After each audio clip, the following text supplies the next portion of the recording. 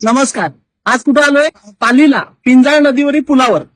हा पूल बघा, त्याचे खड्डे बुजवून भले पूल म्हातारा झालाय, पण महाराष्ट्र शासनाचे विचार जवान आहेत, ते जवानी सरकार त्याचा वापर करतात. रे सत्यानाश लागत आला त्या पुलाचा. दुसरा पर्यायी पूल बनवा. आता पर्यायी पूल बनवा लावला, तो बनवलाय खरा, पण तो का बंद आहे ते माहित नाही. आता या पर्यायी पूल दाखवतो. हा पर्यायी पूल, या पर्यायी पुलाचा काय झालंय नक्की त्याच कळत नाही. हा कशासाठी थांबलाय, हे बनवून कशासाठी ठेवलाय, त्याचा काही उलगडा नाही. खर्च बाकी अमाप करून ठेवलाय, बिला काढून खाऊन मोकळी झाल्यात, पण पूल तसाच ठेवलाय. तर आता माझं असं म्हणणं आहे का हा पूल आपण भाड्यात देऊन टाकू. तर महाराष्ट्र शासनाने हा पूल भाड्यात द्यायला पाहिजे.